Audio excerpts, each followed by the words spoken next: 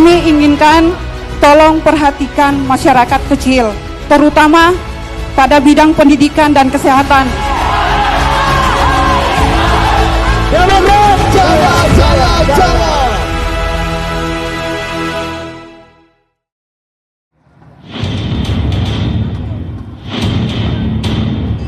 Hadirin sekalian, kita sambut Ketua Umum Partai Demokrat, Agus Harimurti Yudhoyono.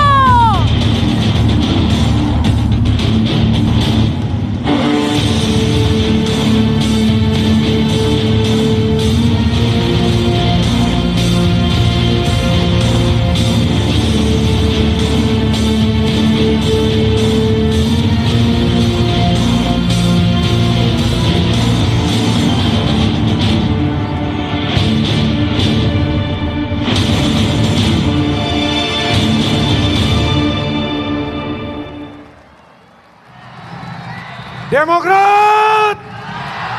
Demokrat! Demokrat! Bismillahirrahmanirrahim. Assalamualaikum warahmatullahi wabarakatuh.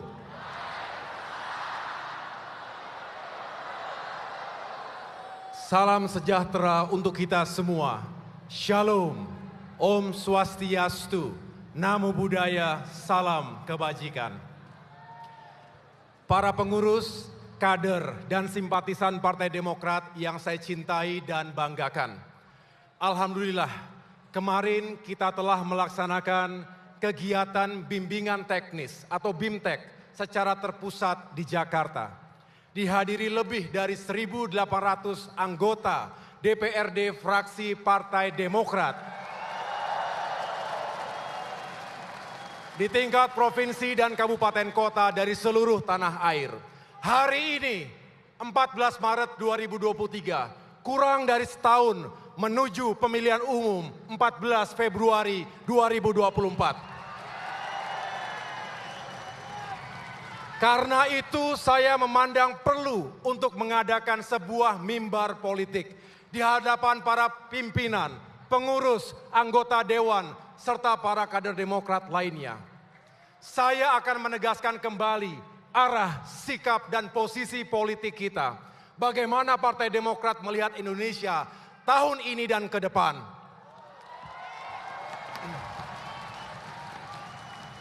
Tentu perhatian kita saat ini semakin terfokus pada proses pemilu. Tetapi agenda kehidupan bangsa bukan hanya pemilu. Masih ada hal lain yang tidak kalah pentingnya bagi rakyat kita. Kita harus terus memperjuangkan perubahan dan perbaikan di berbagai sektor kehidupan bermasyarakat, berbangsa dan bernegara. Saudara-saudara masyarakat Indonesia yang kami muliakan, melalui mimbar politik ini, Demokrat akan menyampaikan 3 hal pokok. Pertama, kami terus terpanggil dan berkewajiban untuk memikirkan dan mencari solusi atas persoalan kehidupan rakyat, khususnya masalah ekonomi dan kesejahteraan. Kedua, sikap dan posisi Demokrat atas sejumlah isu nasional, baik soal hukum dan keadilan, kebebasan, maupun kelangsungan demokrasi. Ketiga, harapan dan rekomendasi Demokrat untuk pemilu 2024. Hadirin sekalian, dalam 6 bulan terakhir ini, saya melanjutkan agenda keliling Nusantara, berkunjung ke Jawa Tengah, Yogyakarta, DKI Jakarta, Jawa Barat, Banten, Jawa Timur, Sulawesi Utara, Nusa Tenggara Timur, Lampung, Sumatera Selatan, Sulawesi Tengah, dan Sulawesi Barat. Insya Allah tidak akan berhenti. Saya akan terus datang ke lapangan untuk menyapa dan berdialog dengan rakyat. Karena dengan demikian, saya sungguh mengetahui persoalan mereka serta harapan dan aspirasinya langsung tanpa perantara. Saat ini dunia masih menghadapi tekanan ekonomi yang cukup berat. Di Indonesia, inflasi melewati ambang batas lebih dari 5%. Kini masyarakat kembali merasakan kenaikan harga-harga barang sebagai second round effect dari kenaikan harga BBM tahun lalu. Ibu Yanti, seorang ibu rumah tangga yang saya temui di Sulawesi Tengah, mengatakan harga beras sekarung 50 kg nyaris 1 juta rupiah. Artinya harga per kilo mencapai 20.000 rupiah. Ini jauh di atas harga eceran tertinggi beras di pasaran. Ia menjerit, dari mana kami bisa mendapatkan uang untuk membeli kebutuhan pokok tadi? Saya juga mendengar keluhan para petani di Jawa, di Sumatera, di Kalimantan, di Sulawesi, hingga Bali dan Nusa Tenggara. Harga pupuk mahal, sedangkan pupuk subsidi langka. Belum lagi harga jual hasil panen dipermainkan tengkulak. Sementara itu, nelayan kesulitan berlayar karena mahal dan langkanya solar. Kesulitan ini dirasakan oleh para nelayan kita, termasuk di Maluku, Papua, dan Indonesia bagian timur lainnya. Kemudian, para pelaku UMKM juga masih kesulitan bangkit dari keterpurukan pasca pandemi. Khususnya untuk mendapatkan akses dan bantuan modal usaha. Di Jawa Barat, Jawa Tengah, dan Jawa Timur, para guru honorer menangis. Mereka mengadu karena tak kunjung diangkat sebagai ASN. Belum lagi bantuan dana pendidikan untuk golongan kurang mampu masih sangat terbatas. Ibu Sukmawati misalnya, kuliah anaknya terhambat karena persoalan ekonomi. Padahal anaknya cukup berprestasi dengan IPK mencapai 3,94. Kemudian generasi muda, khususnya generasi milenial dan generasi Z, hampir frustrasi dengan lapangan pekerjaan yang makin terbatas. Belum lagi gempuran digitalisasi dan otomasi. Sedangkan ketimpangan akses digital antara masyarakat di desa dan masyarakat kota masih cukup besar. Saudara-saudara sekalian, banyak yang berdalih krisis yang kita alami juga dihadapi oleh negara-negara lain. Bahkan mereka mengklaim kondisi kita lebih baik. Faktanya, daya beli masyarakat turun drastis. Kemiskinan dan ketimpangan memburuk. Memang krisis di tanah air tidak bisa dipisahkan dari krisis global. Terkait hal itu, saya juga ikut bicara dalam forum internasional Berlin Policy Dialogue di Jerman awal November lalu. Bersama 44 mantan pemimpin dunia, kami menyerukan untuk dihentikannya tragedi kemanusiaan di Ukraina dan perang yang mengakibatkan krisis energi, krisis pangan, dan juga krisis keuangan dunia. Masalahnya bukan hanya krisis global. Persoalan ekonomi kita semakin rumit karena keuangan negara tidak dikelola dengan baik. Anggaran terlalu banyak digunakan untuk membiayai proyek-proyek mercusuar yang tidak banyak berdampak pada kehidupan wong cilik. Tidak banyak berdampak kepada saudara-saudara kita yang terkategori miskin dan kurang mampu. Sementara itu, defisit anggaran coba ditutupi dengan utang pemerintah. Dalam 8 tahun terakhir ini, kenaikan utang pemerintah mencapai 3 kali lipat. Menurut Kementerian Keuangan, di awal tahun 2023 ini angkanya mencapai 7.733 triliun rupiah. Belum lagi utang BUMN yang semakin menggunung sebesar 1.640 triliun rupiah. Faktanya pula, rasio utang negara terhadap PDB semakin tinggi. Lagi-lagi, ada pihak yang berdalih bahwa rasio utang masih aman. Bukan itu soalnya.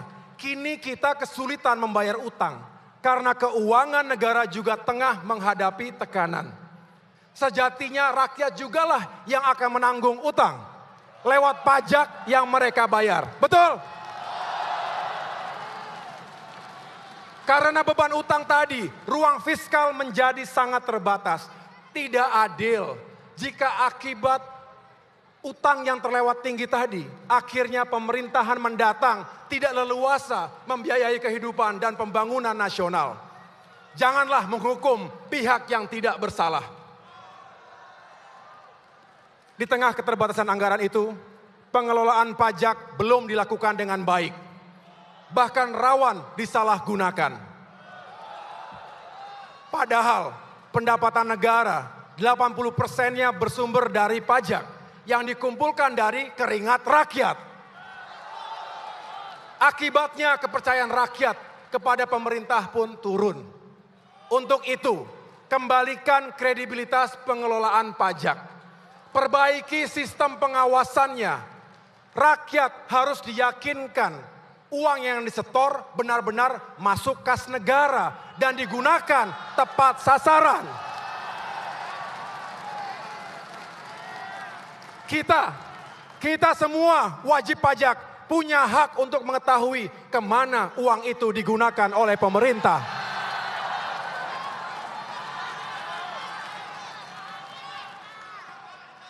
Rakyat Indonesia yang saya cintai dan banggakan. Mengapa kondisi ekonomi menjadi perhatian utama kita? Karena hal ini menyangkut kehidupan rakyat, sekaligus menjadi prasyarat suksesnya pesta demokrasi. Tentunya, kalau ekonomi dan keuangan Indonesia 1 tahun ke depan ini baik, pemilu 2024 dapat dilaksanakan dengan baik pula. Karena itu, Partai Demokrat berharap ekonomi di tahun politik ini bisa benar-benar dikelola dengan baik. Utamanya kebijakan fiskal yang meliputi pengelolaan APBN dan APBD. Kalau fiskalnya baik, insya Allah ekonomi bisa berjalan dengan baik. Misalnya bagaimana mengatasi gelombang PHK yang mencapai angka 1 juta orang. Dan pengangguran yang mencapai angka 8,4 juta orang. Melalui kebijakan fiskal yang tepat, alokasi APBN bisa dialirkan untuk job security, mencegah terjadinya PHK, dan juga job creation guna membuka lapangan pekerjaan yang baru. Keterbatasan ruang fiskal saat ini menuntut kita memprioritaskan alokasi anggaran untuk membantu rakyat yang hidupnya sangat kesulitan, utamanya meningkatkan daya beli, kesehatan, dan pendidikannya. Memang pilihan dan prioritas dalam penentuan kebijakan fiskal adalah hak pemerintah. Oleh karena itu, kami bermohon kepada pemerintah agar bijaksana dalam menentukan prioritas tersebut. Selain itu, alokasi dan penggunaan anggaran harus akuntabel. Akuntabel juga harus sesuai dengan konstitusi dan aturan yang berlaku, sehingga kebijakan fiskal ini dapat dipertanggungjawabkan. Saudara-saudara sekalian, implementasi anggaran juga tidak kalah penting. Anggaran yang telah dirancang oleh pemerintah dan DPR pada postur APBN kita tidak akan berhasil tanpa implementasi yang baik. Jika dalam praktiknya anggaran kementerian, lembaga dan pemerintah daerah dipotong dalam jumlah yang besar, maka mereka akan sulit untuk memenuhi sasaran-sasaran pembangunannya.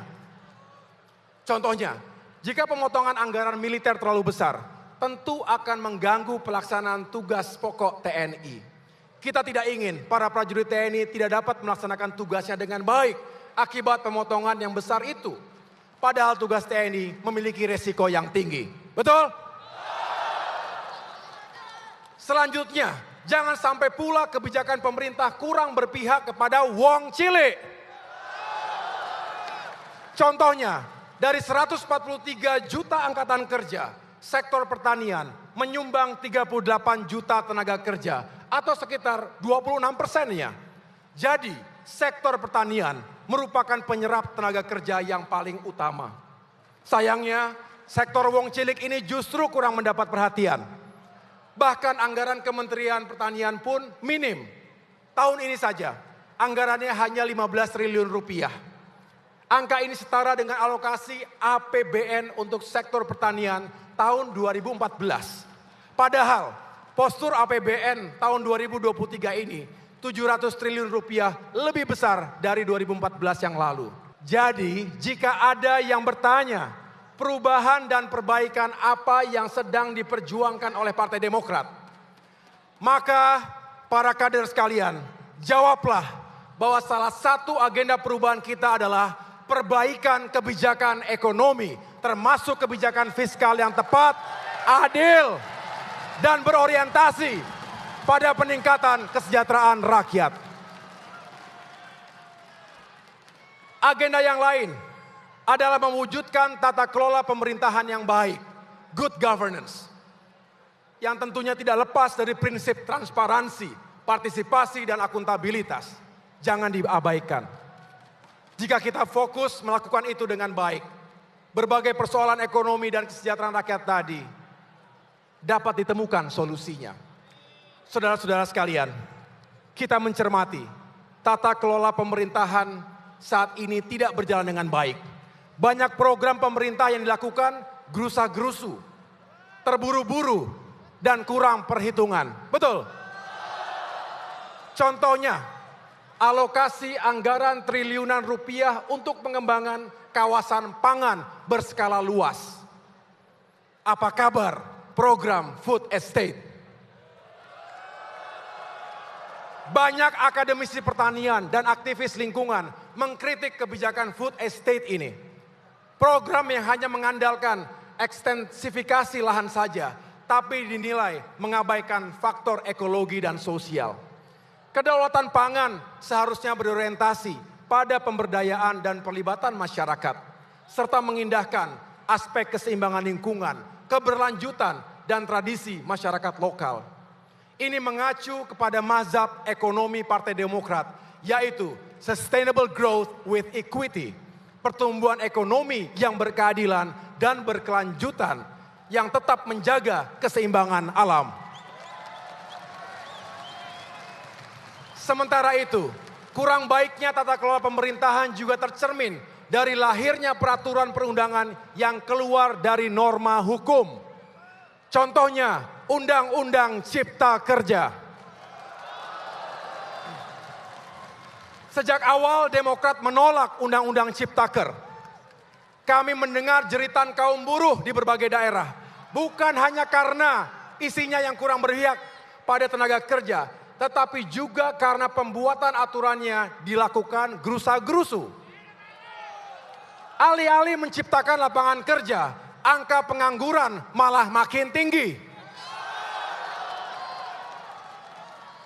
Sehingga tidak mengherankan jika Mahkamah Konstitusi akhirnya menyatakan Undang-Undang Ciptaker tadi sebagai produk yang inkonstitusional.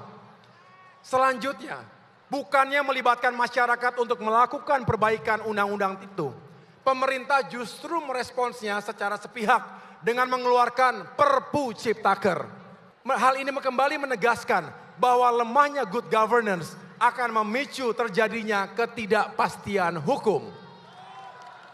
Implikasinya, kepercayaan dunia usaha dan para investor, nasional maupun luar negeri kepada pemerintah menurun. Tidak sedikit yang akhirnya membatalkan rencana investasinya.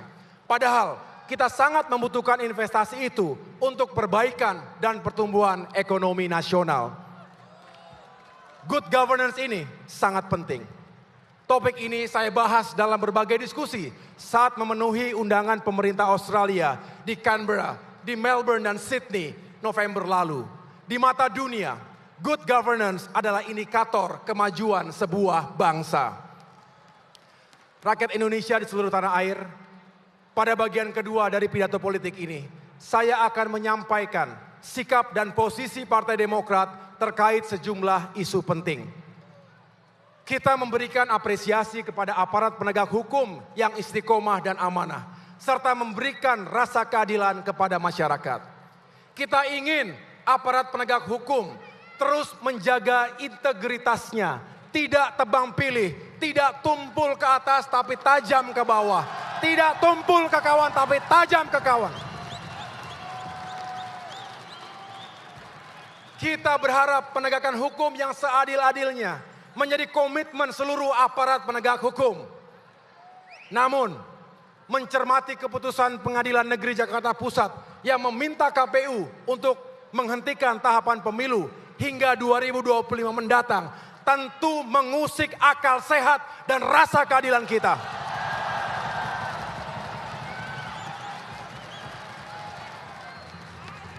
Apa yang sedang terjadi di negeri kita ini? Apakah ini sebuah kebetulan belaka? Keputusan menunda pemilu tersebut hadir setelah isu 3 periode perpanjangan masa jabatan presiden hingga kontroversi sistem pemilu proporsional tertutup. Kami mencermati wejangan dari Ketua Majelis Tinggi kami, Bapak Susilo Bambang Yudhoyono, bahwa bangsa ini tengah diuji, banyak godaan. Karena itu jangan ada yang bermain api, terbakar nanti. Mari selamatkan konstitusi dan demokrasi. Mari dengarkan suara rakyat dengan segenap hati kita. Memang saat ini banyak orang takut bicara. Banyak yang takut ditangkap jika berseberangan dengan sikap penguasa. Tetapi untuk hal-hal yang sangat prinsip dan menyangkut hajat hidup mereka, rakyat masih berani untuk bersuara lantang. Rakyat yang saya temui di seluruh pelosok negeri menolak penundaan pemilu 2024.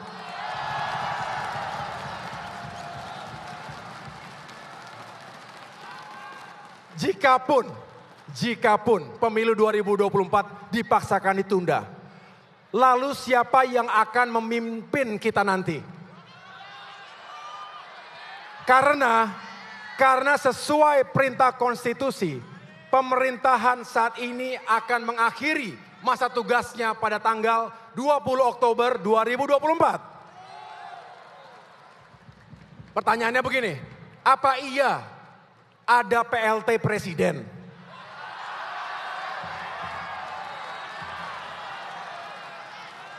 Apa iya akan ada ratusan PLT anggota DPR RI dan DPD RI?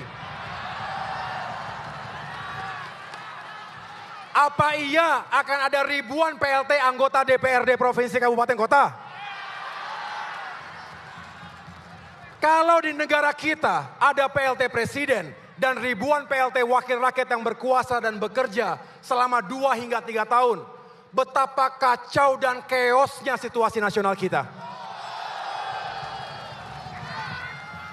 Saya khawatir dunia akan melihat Indonesia sebagai Banana Republic. Banana Republic karena semua pejabat negara menduduki kursi kekuasaan tanpa mandat rakyat, tanpa pemilu yang demokratis. Artinya tidak memiliki legitimasi yang kuat, sehingga kekuasaan yang dimiliki menjadi tidak sah dan juga tidak halal.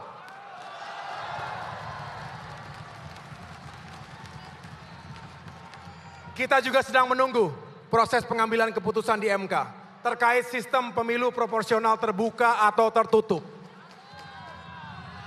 Kita ingat, Januari lalu saya bersama 7 pemimpin partai politik lainnya telah menolak sistem pemilu proporsional tertutup. Sistem proporsional terbuka adalah produk dari kemajuan kualitas demokrasi. Sistem ini memungkinkan setiap warga negara yang memiliki hak dipilih untuk bersaing secara sehat, membangun hubungan kepercayaan dengan konstituennya masing-masing. Lalu bagi warga negara yang memiliki hak untuk memilih, terbuka ruang untuk mengenal langsung siapa yang akan menjadi wakil rakyatnya. Tidak seperti membeli kucing dalam karung.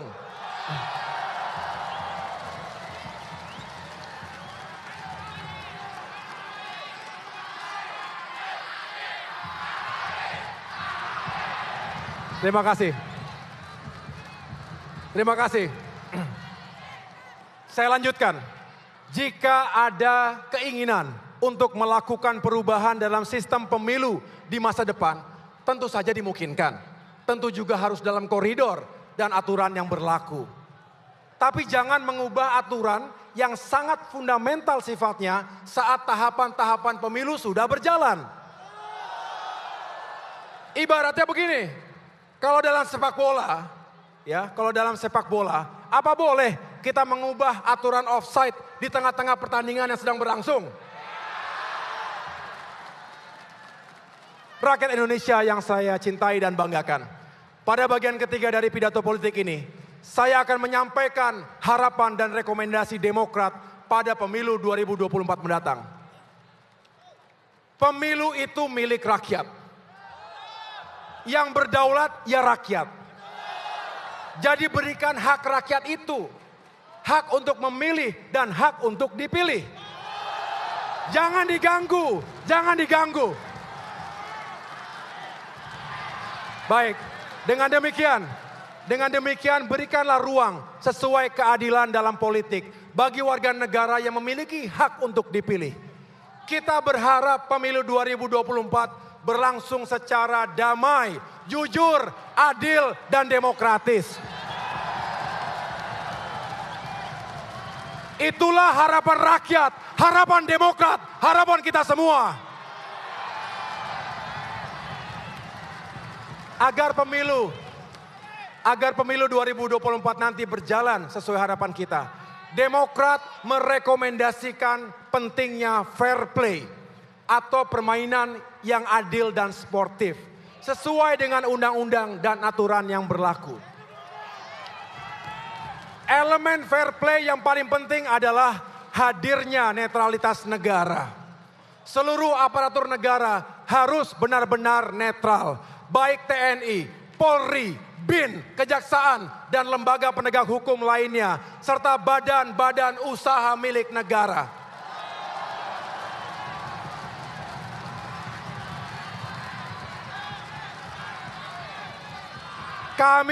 Kami juga berharap kepada segenap penyelenggara pemilu yang kami muliakan, khususnya KPU dan Bawaslu, bisa menjalankan tugasnya dengan baik secara independen. Jika kondisi itu terjadi, insya Allah pemilu kita akan damai. Karena ada fair play, karena tidak ada kecurangan. Sehingga menang atau kalah akan diterima jika terjadi dalam permainan yang adil dan sportif. Karena hak dan kedaulatan rakyat tidak diganggu. Intinya adalah hadirnya keadilan politik. Itulah hukum yang berlaku. Ingat, no justice, no peace.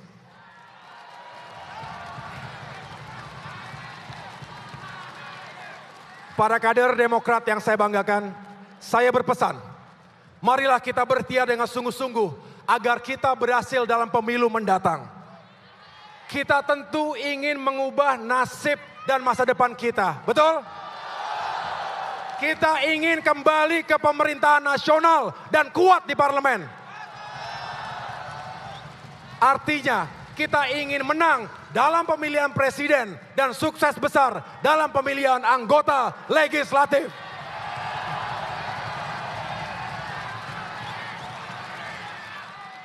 Insya Allah, dengan ridhonya dan dengan dukungan rakyat, Demokrat akan mendapatkan kemenangan ganda itu.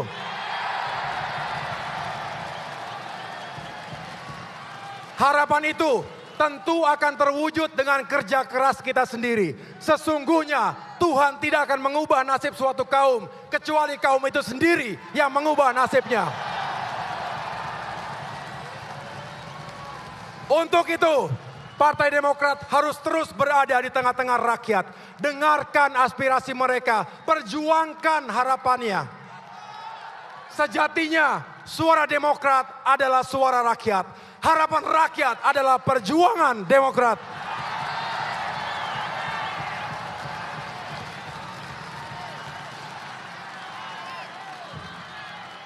Berkaitan dengan hal ini, menjelang bulan suci Ramadan 1444 Hijriah, saya mengajak seluruh kader Partai Demokrat untuk menjadikan momentum ini sebagai sarana membantu rakyat yang sedang kesulitan.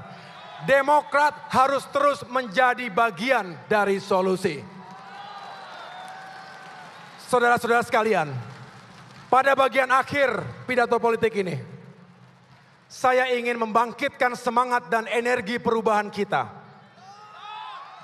Makin dekat dengan pemilu, makin banyak gangguan, tantangan, dan ujiannya. Kita harus berani dan bersatu untuk menghadapinya bersama-sama.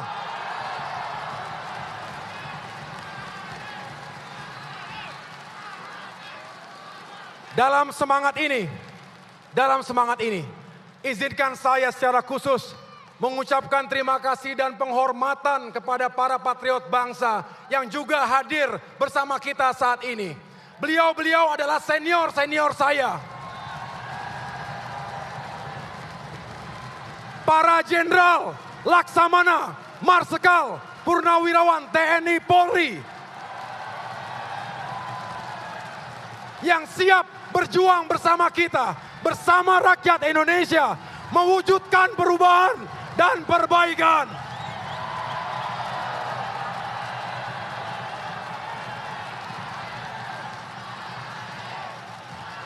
Thank you for your service. Akhirnya saya ingin meyakinkan kembali dengan bertanya kepada seluruh hadirin yang berada di ruangan ini. Apakah kita yakin memperjuangkan perubahan dan perbaikan? Yakin? Apakah kita berani menghadapi ujian dan tantangan? Berani? Dan apakah kita siap bekerja keras untuk mewujudkan kemenangan? Siap?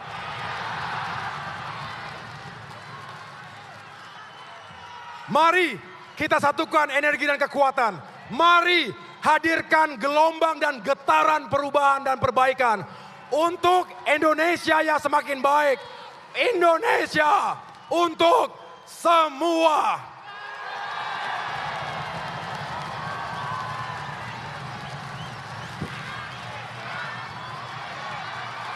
Demokrat! Demokrat! Demokrat!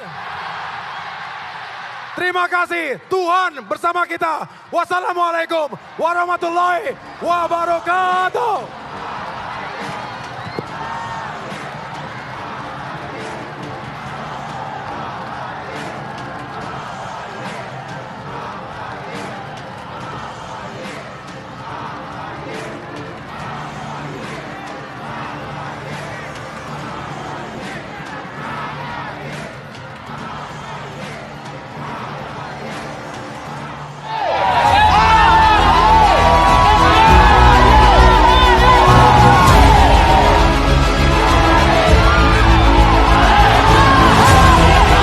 Yang kami inginkan, tolong perhatikan masyarakat kecil, terutama pada bidang pendidikan dan kesehatan.